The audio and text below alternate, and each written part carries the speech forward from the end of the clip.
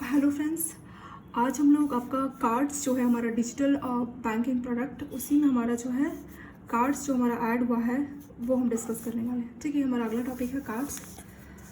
तो इसमें क्या क्या चीज़ें इंपॉर्टेंट है वो सारा हम डिस्कस करेंगे। ये आपका यूनिट 2 है।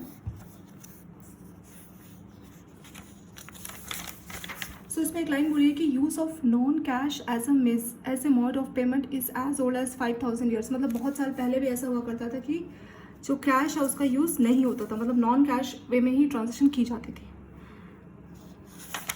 तो इसमें थोड़ा सा आपको पुराना हिस्ट्री दिया हुआ है कि बहुत टाइम पहले का ये क्या था, तो ये सब आपको ज़्यादा नहीं देखना है। बस इसमें थोड़ा सा आपको हिस्ट्री बताई कि ये जो कार्ड्स है ये अभी से नहीं है, काफ़ी टाइम पहले से ही यूज़ हो रहे हैं। जैसे कि आपको बोला है कि the first big use was magnetic strip card in 1960 by London transmit authority for riders of London tubes local underground trains. Okay, तो बोला है कि मैग्नेटिक स्ट्रिप कार्ड जो है वो 1960 इतने पुराने टाइम से यूज़ है। यहाँ पे कुछ पेपर कट्स थे, जैसे हम बताया कि कहाँ कहाँ बहुत पुराने टाइम से ही जो है ये सब चीज़ें थी। जैसे 1730 के टाइम पे यहाँ पे एक जो क्रिस्टोफर थे उन्होंने एडवर्टीजमेंट दिया था फॉर क्रेडिट, यानी फर्नीचर आप ले लीजिए लेकिन जो पे है उसकी मतलब ईएमआई के फॉर्म में वीकली ऐसे करके आप पेमेंट दे सकते हैं। तो ऐसा कुछ उसमें हिस्ट्री दिया हुआ है। हाँ, यहाँ से हमारा मेन स्टार्ट है। वेरियस टाइप्स ऑफ कार्ड, कौन कौन से टाइप के हमारे कार्ड्स हैं देखिए, यही शुरू से स्टार्ट है मेन, और एग्जाम में क्वेश्चन यहीं से बनेगा। डेबिट कार्ड आप सभी जानते हैं कि debit card allows a card holder to withdraw money directly from his bank account using an ATM card. ठीक है, आजकल जो भी आपके एटीएम कार्ड रहते हैं वो डेबिट कम एटीएम कार्ड रहते हैं। तो डेबिट कार्ड में ये रहेगा कि जो पीओएस टर्मिनल है, पॉइंट ऑफ सेल टर्मिनल, उसको स्वाइप करके भी आप पेमेंट कर सकते हैं। जैसे आप कई बार कुछ गुड्स या सर्विस परचेज करने जा रहे हैं, कुछ खरीदने जा रहे हैं, ठीक है, उस टाइम पे आपके पास अगर डेबिट कार्ड है तो आप पीओएस टर्मिनल जो रहता है, पॉइंट ऑफ सेल टर्मिनल, जो मर्चेंट मतलब जो दुकान है, जो अगर आप किसी शॉपिंग मॉल में कुछ शॉपिंग करने जा रहे हैं तो वहाँ पे एक मशीन रहता है जिसको हम पीओएस टर्मिनल बोलते हैं, वहाँ पे आप कार्ड स्वाइप करते हैं और पेमेंट करते हैं। ठीक है, तो डेबिट कार्ड के दो बेनिफिट्स है कि आप एटीएम मशीन से पैसा भी ले सकते हैं, कैश विड्रॉ कर सकते हैं, और पीओएस टर्मिनल से डायरेक्ट आप पेमेंट भी कर सकते हैं। ठीक है, क्रेडिट कार्ड हम जानते हैं। डेबिट कार्ड का कंसेप्ट है बाय नाउ पे नाउ, मतलब अभी अगर आप खरीदे तो आपके अकाउंट में बैलेंस होना चाहिए, तभी आप डेबिट कार्ड से पेमेंट कर सकते हैं। बट अगर हम बात करें सेकेंड टाइप ऑफ कार्ड जो कि क्रेडिट कार्ड है, इसका मतलब है बाय नाउ पे लेटर, मतलब अभी आपको पेमेंट करनी पड़ेगी। ठीक है, बाय नाउ मतलब अगर आप अभी खरीद रहे हैं तो अभी आप खरीद सकते हैं, लेकिन आपको जो पेमेंट है वो आप बाद में दे सकते हैं। ठीक है, तो वो हो गया हमारा क्रेडिट कार्ड, और इसका आपका टाइम रहता है कि इतने टाइम में आपको जो है ड्यू अमाउंट पे करना है, उसके बाद आपका इंटरेस्ट रेट बहुत ज़्यादा हाई रहता है, और हर महीने आपका एक मिनिमम रिपेमेंट अमाउंट रहता है। मान लीजिए इस महीने आपने 15,000 की शॉपिंग की तो मिनिमम रिपेमेंट अमाउंट 3,000 तक का ऐसा कुछ रहता है, मतलब जिस एग्जाम्पल मैं आपको बता रही हूँ। तो उस 3,000 को आप पेमेंट कर दीजिए, बाकी पे वो इंटरेस्ट चार्ज करता है आपका बैंक। ठीक है, तो ये क्रेडिट कार्ड का कंसेप्ट होता है। तीसरा एटीएम कार्ड, तो एटीएम कार्ड का पर्पज सिर्फ यही है कि only to withdraw cash from ATM. तो मतलब जो एटीएम कार्ड है वहाँ से उससे सिर्फ आप कैश जो है एटीएम से विड्रॉ कर सकते हैं, इसको आप किसी भी पीओएस टर्मिनल में नहीं यूज़ कर सकते। तो यही डिफरेंस हो गया हमारा डेबिट कार्ड और एटीएम कार्ड में, फर्स्ट और 3 में। डेबिट कार्ड को आप पीओएस टर्मिनल जो है, पॉइंट ऑफ टर्मिनल, वहाँ पे आप स्वाइप करके भी पेमेंट कर सकते हैं अगर आपने कोई भी गुड्स और सर्विस अवेल की है। लेकिन एटीएम कार्ड का सिर्फ एक ही काम है कि आप एटीएम मशीन से कैश विड्रॉ कर सकते हैं। ठीक है, तो डेबिट कार्ड एटीएम का भी काम करेगा, मतलब कैश विड्रॉ और पीओएस का भी काम करेगा, लेकिन एटीएम कार्ड सिर्फ एक काम करेगा, वो है कि एटीएम मशीन से आप सिर्फ पैसे विड्रॉ कर सकते हैं एटीएम कार्ड से। चलिए, नेक्स्ट हो गया हमारा प्रीपेड कार्ड। प्रीपेड कार्ड क्या होते हैं? परचेज ऑफ गुड्स और services including financial services, remittance services against the value stored on such. तो प्रीपेड में क्या रहेगा, पहले से आपको जो है पहले से आपको जैसे पेमेंट करनी होगी। जैसे आप लोगों के मोबाइल रिचार्ज होता है ना, प्रीपेड पोस्ट पेड, तो प्रीपेड वाला जो मोबाइल रिचार्ज है उसमें आपको पहले से पेमेंट देनी होगी। मान लीजिए आपको कोई 500 का कोई प्लान है तो उसमें आपको 2 GB डेटा जो भी मिलेगा, या फिर कुछ कॉल्स, कुछ SMS मिलेंगे, तो आपको पहले से 500 पे करने पड़ेंगे, फिर 1 महीने तक आप उसको यूज़ कर सकते हैं। वो होते हैं प्रीपेड मोबाइल रिचार्ज। तो प्रीपेड कार्ड्स भी उसी की तरह होते हैं। तो इसमें क्या है, आपको कुछ पैसा जो है अपने कार्ड में आप डाल सकते हैं, उसका लिमिट भी रहेगा, उस पैसे को फिर आप यूज़ कर सकते हैं। ठीक है, इसमें भी कुछ इसके 3 सब टाइप बताएं, close system prepaid, semi close prepaid और ओपन सिस्टम प्रीपेड। नाम से ही पता लग रहा है कि जो क्लोज सिस्टम है, these are payment instrument issued by entity for facilitating the purchase of goods और फ्रॉम देम। तो क्लोज एंड पेमेंट इंस्ट्रूमेंट जो भी इसको इशू करेगा तो सिर्फ उनसे ही आप गुड और सर्विसेज खरीद सकते हो। सेमी जो क्लोज्ड है, इसमें ये रहेगा कि कि which can be use for purchase of goods and services including financial at a group of clearly. तो इसमें क्या होगा, आपको कुछ स्टोर्स बता दिए जाएंगे कि इन स्टोर्स आप खरीद सकते हो। इसमें तो स्पेसिफाइड रहेगा कि वहीं से आपको खरीदना है, कोई गुड्स और सर्विस वहीं से आपको गुड्स और सर्विस अवेल करनी है। सेमी जो क्लोज्ड है इसमें रहेगा कि उसमें बता दिया जाएगा कि आपके पास कुछ ऑप्शंस है, इनके पास आप जा सकते हैं। ओपन में कोई टेंशन नहीं, आप कहीं पे भी जाइए आपको गुड्स और सर्विसेज मिल जाएगी, लिखा ना गुड्स और सर्विसेज एट लार्ज। तो बहुत ज़्यादा इसमें आपके पास ऑप्शंस रहेंगे, आप कहीं पे भी जाके उस प्रीपेड कार्ड की हेल्प से आप अपना गुड्स और सर्विस का पेमेंट कर सकते हैं। ठीक है, इसमें भी 3 टाइप्स हो गए। तो प्रीपेड कार्ड से याद आना चाहिए, प्रीपेड जो हम रिचार्ज करते हैं मोबाइल का, पहले पैसा डालते हैं, फिर 1 महीने तक जो भी जिस भी टाइप का हमने प्लान लिया रहता है तो उसको हम यूज़ करते हैं। तो सेम इसमें ऐसे ही है। ठीक है, पहले से उसमें पैसा रहेगा और फिर हम उसको यूज़ कर पाएंगे। ठीक है, कभी भी कुछ सर्विसेज की पेमेंट है उसके लिए यूज़ कर पाएंगे। क्लोज में क्या रहेगा, स्पेसिफिक बताया कि इसी वाले स्टोर से जाके आप इसको यूज़ करेंगे प्रीपेड को। सेमी में कुछ स्टोर्स रहेंगे, ओपन में बहुत सारे स्टोर्स है, वहाँ जाके आप इसको यूज़ कर सकते हैं। इसके अलावा जो प्रीपेड है वो 2 तरह से हो सकता है, सिंगल पर्पस और मल्टीपर्पस। ठीक है, ये भी एक और भी टाइप हो गया कि सिंगल पर्पस वाले जो ये होते हैं, ये इनको आप क्लोज लूप कार्ड बोल सकते हैं। मतलब they are design to be used for specific merchant और पर्पस, मतलब एक ही मर्चेंट और एक ही पर्पस के लिए रहेगा, वो गया सिंगल पर्पस कार्ड्स, नाम से भी लग रहा है।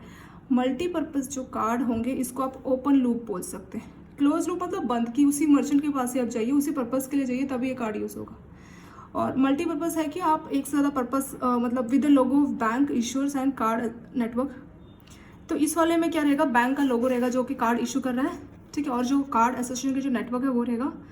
ठीक है, जैसे Mastercard, branded prepaid card जिस बोला इन्होंने, can be use to access cash at ATM and to purchase goods और services where Mastercard, credit और debit are accepted. Gift card, तो मल्टीपर्पज़ का एग्जांपल एक तरह का गिफ्ट कार्ड हो गया कि आप पैसा भी विड्रॉ कर सकते हैं ATM में जाके और उससे आप गुड्स और सर्विसेज के लिए भी पेमेंट कर सकते हैं, लेकिन इसमें पर्पस सिर्फ एक ही रहेगा। ठीक है, this include store branded cards, prepaid phone telephone cards. मतलब देखिए, प्रीपेड टेलीफोन कार्ड्स का पर्पस क्या है कि सिर्फ आप इससे टेलीफोन का ही बिल पे कर सकते हैं। ठीक है, तो ये हो गया हमारा सिंगल पर्पस। मल्टीपर्पज़ में क्या है, इसमें बैंक का लोगो रहेगा, मास्टर कार्ड, वीज़ा उसका जो ब्रांड है वो रहेगा, उसका लोगो रहेगा। और फिर इसको आप एक से ज़्यादा पर्पस के लिए यूज़ कर सकते हैं। जैसे आपने कैश विड्रॉ कर लिया, एग्जांपल इसका बोला है कि गिफ्ट कार्ड। ठीक है, आपने कैश विड्रॉ कर लिया ATM से, और क्या कर सकते हैं, और आप गुड्स और सर्विस से कहीं जाके पेमेंट भी कर सकते हैं। चलिए, ये हमारा हो गया प्रीपेड कार्ड के बारे में बहुत देख लिया। नेक्स्ट है स्टोर्ड वैल्यू कार्ड। ये क्या होता है, स्टोर्ड वैल्यू कार्ड भी एक टाइप का प्रीपेड कार्ड ही होता है। ठीक है, स्टोर्ड वैल्यू कार्ड भी एक टाइप का प्रीपेड कार्ड है, पर ये थोड़ा सा डिफरेंट होता है, वो देख लेते हैं कि कैसे। It is a type of prepaid card with a difference in value storing mechanism of card. तो इसमें जो डिफरेंस है प्रीपेड कार्ड से, ये होने में एक टाइप का प्रीपेड कार्ड है, पर डिफरेंस इस टर्म में है ये प्रीपेड कार्ड से कि difference in value storing mechanism of cards. In stored value card the monetary value is stored on card itself, whereas in, देखिए जो स्टोर्ड वैल्यू कार्ड है उसमें जो मॉनिटरी वैल्यू मतलब जो भी आपका पैसा उसका डिटेल सारा कार्ड के अंदर ही सेफ है। ठीक है, वो जो स्टोर्ड वैल्यू जो कार्ड है उस कार्ड के अंदर ही आपका सारा डिटेल सेव है कि इतना पैसे का आपने जो है पेमेंट कर रखा है, वो कार्ड के अंदर ही डेटा रहेगा। स्टोर्ड वैल्यू कार्ड, नाम से लग रहा है ना कि जो वैल्यू है वो कार्ड के अंदर स्टोर है, कि आपने कितने का रिचार्ज किया, जो मॉनिटरी वैल्यू है आपकी वो डेटा आपके कार्ड के अंदर ही स्टोर है। लेकिन अगर हम बात करें वेयरएज इन प्रीपेड कार्ड, लेकिन अगर हम बात करें प्रीपेड कार्ड की, तो value is lying in a deposit account linked at back end. लेकिन अगर हम बात करें प्रीपेड कार्ड की, तो उसमें जितना हमने पेमेंट किया तो हमारा एक अकाउंट रहेगा, बैक एंड पे एक अकाउंट रहेगा, डिपॉजिट अकाउंट, तो वहाँ पे लिंक रहता है। ठीक है, यही इसमें डिफरेंस है। तो स्टोर वैल्यू कार्ड में क्या है, कार्ड के अंदर ही डेटा रहेगा कि कितना हमने इसमें पेमेंट किया। ठीक है, लेकिन अगर हम बात करें जो प्रीपेड कार्ड है, इसमें हमारा एक अकाउंट बैक एंड पे लिंक रहता है, उस अकाउंट में डिटेल सेफ रहती है। ठीक है, एक डिपॉजिट अकाउंट रहेगा, वहाँ पे डिटेल हमारी लिंक रहेगी, लेकिन इसमें ऐसा कोई अकाउंट नहीं है, कार्ड के अंदर ही आपका डिटेल रहता है। ठीक है, यही डिफरेंस है, वरना स्टोर्ड वैल्यू कार्ड भी एक टाइप का प्रीपेड कार्ड ही है। प्रीपेड कार्ड ज़्यादा लेवल पे हो गया, थोड़ा हाई लेवल पे, स्टोर्ड वैल्यू एक टाइप का प्रीपेड कार्ड है। स्टोर्ड वैल्यू कार्ड में सारा डेटा कार्ड के अंदर सेफ रहता है, लेकिन प्रीपेड कार्ड में एक बैक एंड में एक अकाउंट लिंक है, वहाँ पे वो सारा डेटा सेफ रहेगा। ठीक है, तो स्टोर्ड वैल्यू कार्ड भी हमने देख लिया। नेक्स्ट क्या है, नेक्स्ट है चार्ज कार्ड। चार्ज कार्ड क्या होता है, it is similar to credit card. जैसा हमने देखा कि स्टोर्ड वैल्यू कार्ड जो है, ऊपर हमने देखा अभी, स्टोर्ड वैल्यू कार्ड किसकी तरह होता है, स्टोर्ड वैल्यू कार्ड होता है हमारा प्रीपेड कार्ड की तरह, वैसे ही जो चार्ज कार्ड है ये हमारा क्रेडिट कार्ड की तरह होता है, ठीक है, सिमिलर टू क्रेडिट कार्ड, पर थोड़ा सा डिफरेंस है। डिफरेंस क्या है वो देख लेते हैं, ठीक है। It is similar to credit card, however the differentiating feature of charge card and credit card is repayment mode. तो इसमें जो डिफरेंस है चार्ज कार्ड क्रेडिट कार्ड से जिस टर्म में डिफरेंट है वो ये है, वो इस टर्म में डिफरेंट है कि जो रीपेमेंट मोड है। कुल मिला के क्रेडिट कार्ड में मैंने आपको बताया था कि ऐसा होता है कि महीने के एंड में मान लीजिए आपने इस महीने 15,000 का शॉपिंग किया, ठीक है, तो मिनिमम ड्यू अमाउंट रहता है जो आपको हर महीने पे करना होता है। तो 15 में से 3,000 का मिनिमम ड्यू अमाउंट बोल दिया आपके क्रेडिट कार्ड बैंक ने कि ये आप 3,000 पे कर दीजिए, आपका मिनिमम ड्यू अमाउंट है। बाकी का जो 12,000 है उस पर बैंक आपको इंटरेस्ट चार्ज करेगा, ठीक है। वो एक टाइप का लोन हो गया एक तरह से ना, कि आपको इंटरेस्ट चार्ज करेगा, उसको धीरे धीरे बाद में पे करते रहना, हर महीने एक मिनिमम ड्यू आएगा। वो हो गया हमारा क्रेडिट कार्ड का फीचर। लेकिन चार्ज कार्ड में ऐसा नहीं है। जितना भी आपका जैसे मान लीजिए ग्रेस पीरियड बोलते हैं ना, मतलब टाइम पीरियड, कितने टाइम के लिए आपका वैलिडिटी है, टाइम पीरियड खत्म होने के बाद चार्ज कार्ड में कुछ भी मतलब मिनिमम नहीं है, जितना भी आपका बैलेंस है पूरा आपको पे करना पड़ेगा। तो अगर हम बात करें चार्ज कार्ड में 15,000 का अगर हमारा बिल बैठता है तो हमें पूरे 15,000 पे करने पड़ेंगे अगर चार्ज कार्ड है।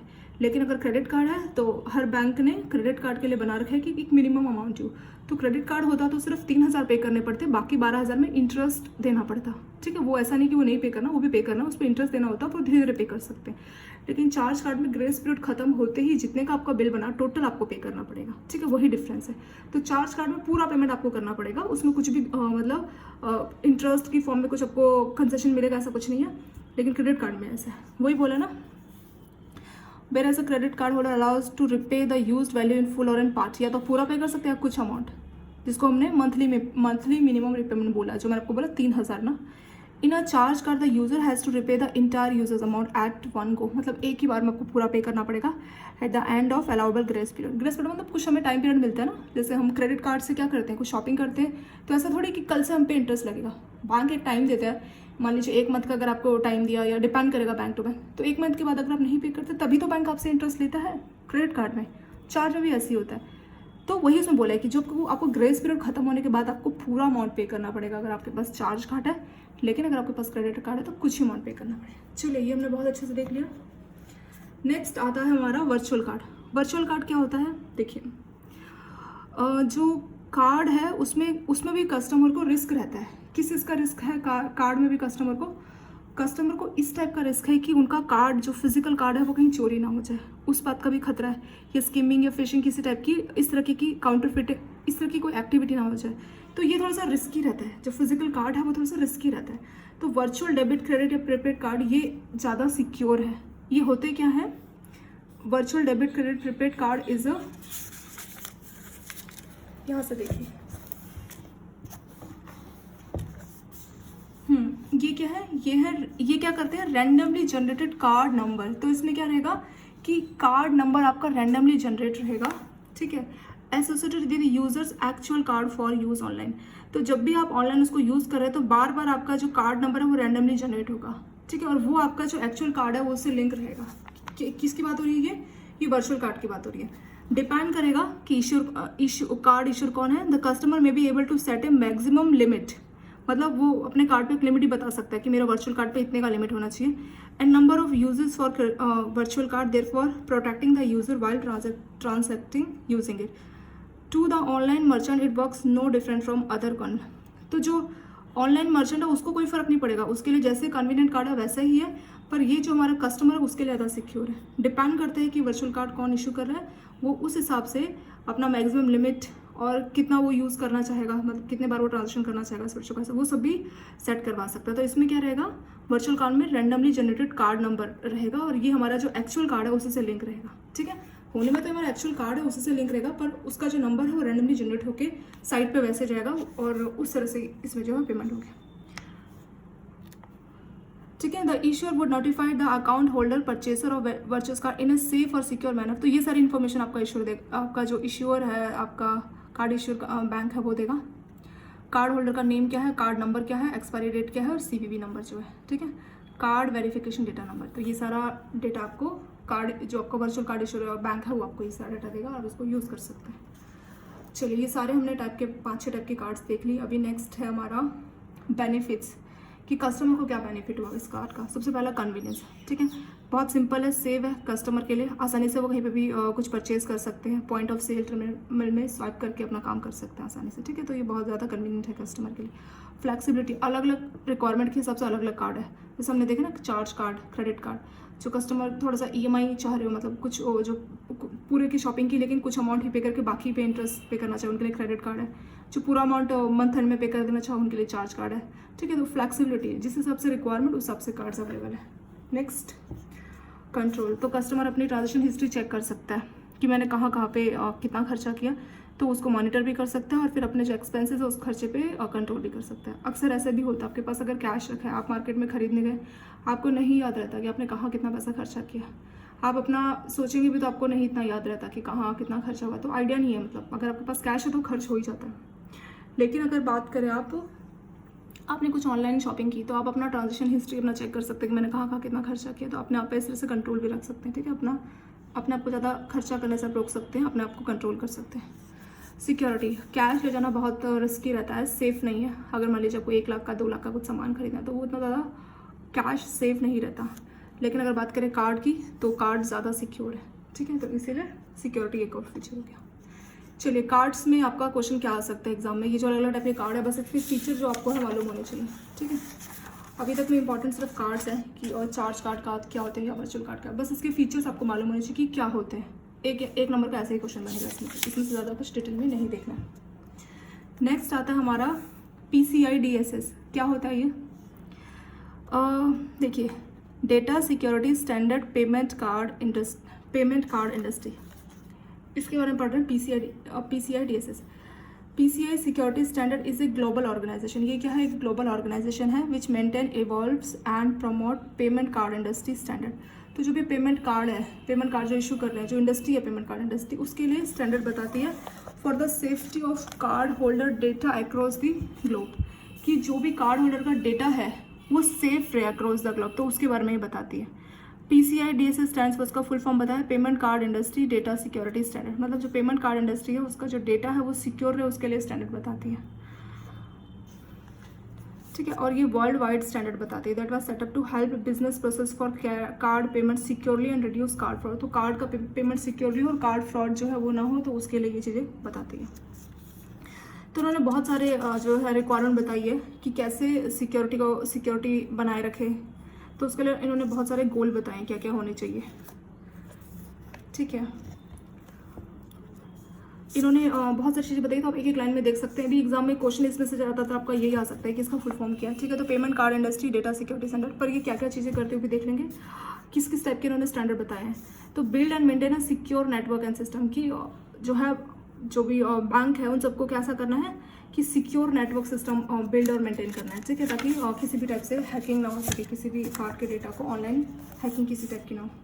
और वो कैसे करेंगे, उसके लिए क्या रिक्वायरमेंट है, वो तो बोल दिया कि सिक्योर कीजिए, पर कैसे होगा उसके लिए रिक्वायरमेंट क्या, तो बोला कि install and maintain a firewall configurations to protect card holder data. तो फायर वॉल कॉन्फ़िगरेशन कीजिए, इंस्टॉल कीजिए, मेंटेन कीजिए, ताकि कार्ड होल्डर का डेटा सेफ रहे। दूसरा है do not use vendor supply defaults for payment password and other. तो क्या है कि वेंडर जो है वहाँ पे डिफ़ॉल्ट चीज़ें हैं, डिफ़ॉल्ट पासवर्ड है वो यूज़ नहीं करना। प्रोटेक्ट कार्ड होल्डर डेटा, जो कार्ड होल्डर का डेटा है उसको प्रोटेक्ट रखना है। अगला रिक्वायरमेंट क्या है इसके लिए, ये दूसरा है प्रोटेक्ट कार्ड होल्डर डेटा, ठीक है, दूसरी बात बोली। तो उसके लिए क्या है, क्या रिक्वायरमेंट है, protect stored card holder data, card holder should not be stored unless it is necessary to meet the need of. तो कार्ड होल्डर का डेटा आपको सेव ही नहीं करना, जब तक कि काम बिजनेस के लिए उसकी जरूरत ना पड़े तब तक उसको आपको सेव ही नहीं करना। बहुत सारा जो डेटा है, मैग्नेटिक स्ट्रिप है या चिप, must not be stored after authorisation के तुरंत बाद जो है डेटा को सेव नहीं रखना, ठीक है। और आजकल आपका ऐसा भी रहता है कि अगर आप कुछ भी किसी भी टाइप के अगर ट्रांजेक्शन कर रहे हैं तो आपका सिस्टम आपको अपना पे पूछता है ना, आपका सिस्टम ऑटो, जैसे मान लीजिए आप किसी ऑनलाइन साइट पे कर रहे हैं, अपना कोई भी आप डेटा डाल रहे हैं, आपको बहुत फ्रीक्वेंटली किसी टाइप की ट्रांजेक्शन करनी होती है, तो आपका सिस्टम ही आपसे पूछता है जहाँ पे आप पेमेंट कर रहे हैं कि क्या आप कार्ड डिटेल सेव करना चाहो। वहाँ पे भी सारे डिटेल नहीं सेव रहती, आपका CVV नंबर आपको हर बार डालना होगा और OTP आपके फ़ोन में आएगा। वहाँ पे भी आपकी जो कार्ड डिटेल्स आपको नहीं सेव करनी चाहिए। अगर आपको बहुत ज़्यादा ज़रूरत हो तभी उसको जो है डेटा सेव करना चाहिए, वरना आप हर बार अपना कार्ड डिटेल्स डालिए, उसको जो ऑटो सेव है उस ऑप्शन को हमेशा डिसेबल रखिए। Encrypt transmission of card holder data across open. Encrypt मतलब जो भी कार्ड होल्डर का डेटा जा रहा है, ठीक है, पब्लिक नेटवर्क में जा रहा है, तो वो इनक्रिप्ट होना चाहिए। इनक्रिप्टेड फॉर्म में मतलब कोडेड होना चाहिए। नेक्स्ट बोला है maintain a vulnerability management program, कि कैसे जो है वल्नरेबिलिटी का मैनेजमेंट किया जा सके, कौन कौन सी जो साइट्स है उसको हैकर्स बहुत आसानी से कंट्रोल कर सकते, तो उसका आपको ध्यान रखना पड़ेगा। ठीक है, वही बोला है कि क्या रिक्वायरमेंट है इसके लिए, protect all system against malwares and regularly update. तो एंटीवायरस आपका जो है वो अगर आप अपडेट रहेंगे प्रॉपरली, सॉफ्टवेयर और प्रोग्राम आप अपडेट रखेंगे और उन सभी से आपको प्रोटेक्शन मिल सकती है। ठीक है, वल्नरेबिलिटी किसी भी टाइप की। और क्या कर सकते हैं, और क्या रिक्वायरमेंट है कि आप जो है सिक्योर पेमेंट और नेटवर्क आप रखिए। स्ट्रॉन्ग जो है इम्प्लीमेंट कीजिए स्ट्रॉन्ग कंट्रोल मेजर। इसमें क्या बोला है, restrict access to card holder data by business need to know, assess control also merchant to permit or deny the use of physical or transfer to access pen and other card holder data। तो जो card holder का जो data है वो restricted access होना चाहिए, ऐसा नहीं कि वो बहुत इजीली वो एक्सेसिबल हो जाए। Identify and authenticate access to system component, assigning a unique identification to each person with access required that action critical data। तो जो क्रिटिकल डेटा है उसके लिए यूनिक आइडेंटिफाई नंबर दिया जाना चाहिए हर किसी को। ठीक है, ताकि जो क्रिटिकल डेटा है वो आसानी से ना किसी को मिल पाए। बोला है कि restrict physical access to card holder data, any physical access to data और system that house card holder data provide the opportunity for persons to access और remove devices. On site personal are full and part time employ, temporary employ, contractor or consultant who are physically present on entity premises. Visitors are vendors and guests that enter the facility for short duration, usually up to 1 day. Media is all paper and electronic containing card holder data। ठीक है, तो ऐसा होना चाहिए कि जो card holder का जो डेटा है वो फिजिकल एक्सेस से रिस्ट्रिक्टेड हो, मतलब कोई भी इतनी आसानी से उस डेटा को ना ले पाए। ये सब आपको बताएगी, part time employ, full time employ, तो उन सबके कॉन्टैक्ट में भी ना आ पाए।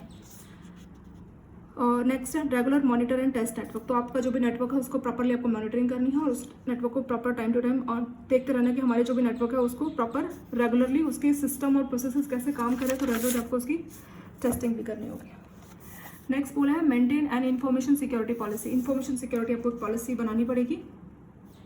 ठीक है, maintain A policy that addresses information security for all the person. सभी के लिए जो है आपको पॉलिसी बनानी पड़ेगी और सिक्योरिटी पॉलिसी को एटलीस्ट आपको साल में तो रिव्यू करना पड़ेगा और update when environment change, time to time उस पॉलिसी को चेंज भी करना है।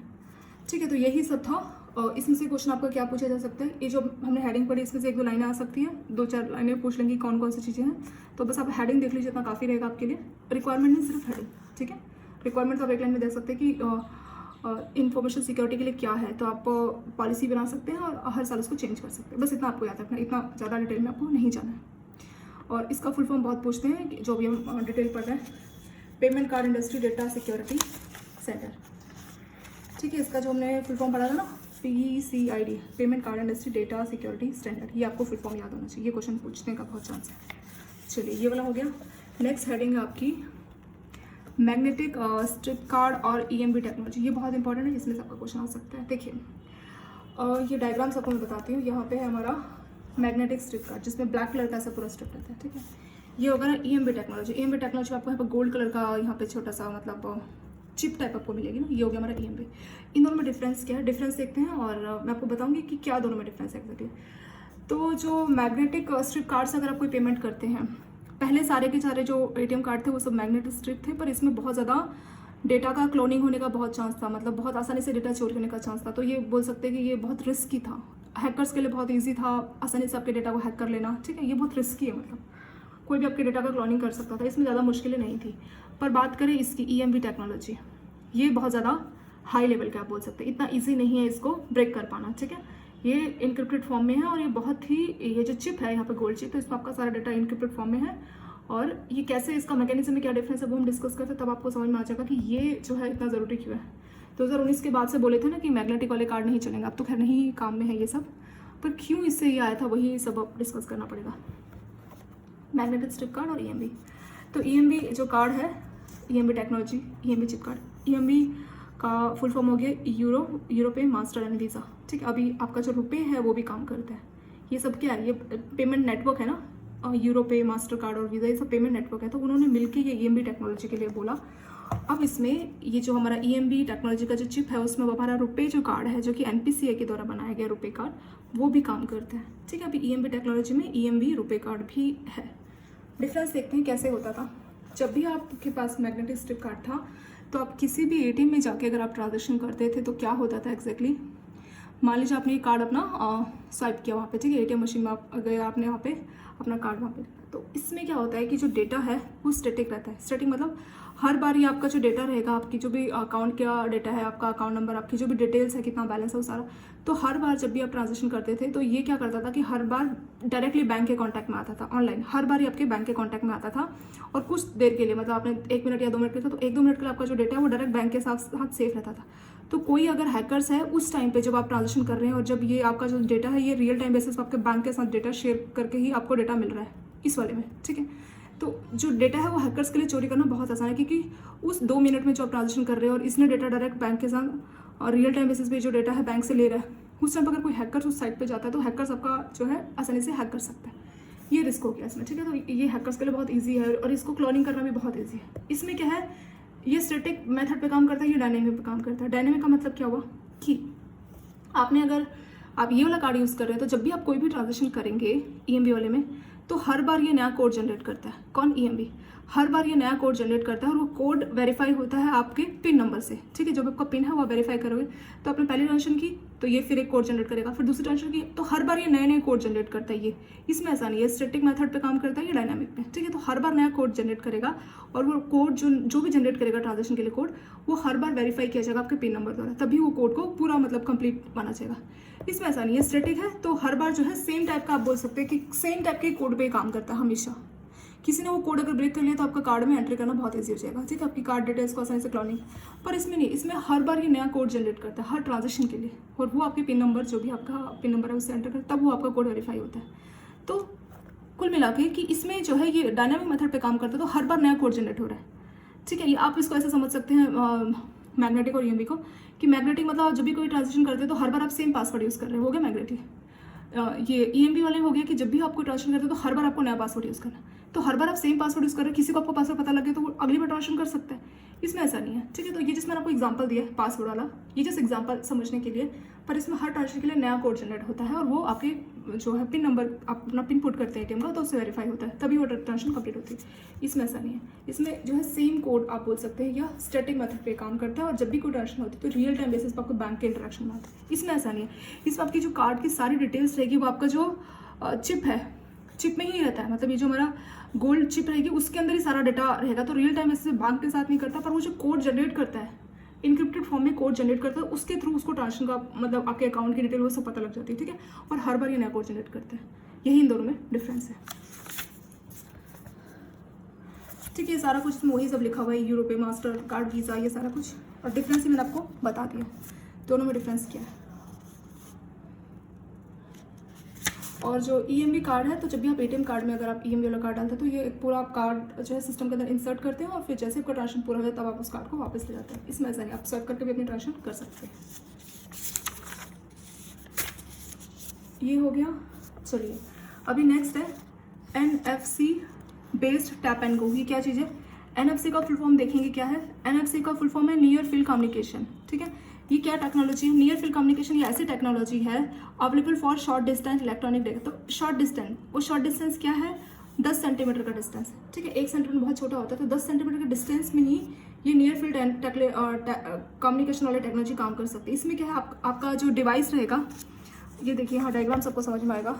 मान लीजिए नियर फील्ड कम्युनिकेशन का डिवाइस है, आप अपने ATM कार्ड को इस डिवाइस के बस पास ले जाएंगे, ठीक है। आजकल जो EMB में आपको जो वाईफाई के ये जो आपको निशान इसमें दिख रहा है नियर फील्ड कम्युनिकेशन, तो यहाँ से ये डेटा ले लेगा, आपको टच करने की जरूरत नहीं है। और ये जो डिवाइस जिस मर्चेंट शॉप का है, मान लीजिए ये शॉपिंग मॉल में ये डिवाइस आपको पेमेंट करनी है, ठीक है, तो उसके लिए आपको अपना कार्ड उसको देने की जरूरत नहीं है, उसको आपको स्वाइप करने की भी जरूरत नहीं। आप उस एरिया में ही विदिन 10 सेंटीमीटर मतलब बिल्कुल बगल में आप लेके जाएंगे, तो ये ऑटोमेटिकली आपका कार्ड का जो डिटेल्स है, जो एक्सचेंज है, वो इन्फॉर्मेशन एक्सचेंज हो जाएगी, ठीक है। इलेक्ट्रॉनिक जो डेटा है वो एक्सचेंज हो जाएगा विदिन 10 सेंटीमीटर होना चाहिए, ठीक है। यानी आपके कार्ड की और इस डिवाइस की जो डिस्टेंस है वो 10 सेंटीमीटर, तभी हमारा नियर फील्ड कम्युनिकेशन काम करेगा। और उसके थ्रू क्या होगा कि आपकी कार्ड डिटेल्स आ जाएगी और आपका जो पेमेंट है वो हो जाएगा। नियर फील्ड कम्युनिकेशन में अमाउंट है, बहुत हाई अमाउंट की ट्रांजेक्शन नहीं की जा सकती, 2000 ऐसे करके कुछ अमाउंट है, ठीक है। अभी अमाउंट बढ़ भी सकता है, बढ़ भी गया होगा, लेकिन ज़्यादा हाई अमाउंट के लिए इसकी ट्रांजेक्शन नहीं की जाती है। इसकी एग्जांपल वो भी है, जैसे आप लोग ये मेट्रो का शायद एग्जांपल दिया। मेट्रो में भी आप देखते थे ना कि आपका जो दरवाज़ा है, जो रास्ता है, वो ओपन हो जाता था जैसे ही आप अपना मेट्रो का कार्ड आता है, तो वो भी जो हमारा नियर फील्ड कम्युनिकेशन टेक्नोलॉजी है, ठीक है। ये वही मेट्रो वाला एग्जांपल दिया ना कि मेट्रो का जो रास्ता है वो खुल जाएगा अगर आप अपने कार्ड को स्वाइप करते हैं। ठीक है, तो ये हमारा PMB NFC टेक्नोलॉजी हो गया, यानी near field communication. Next heading क्या है हमारी, इसके बाद हमारा approval process for card scheme है, और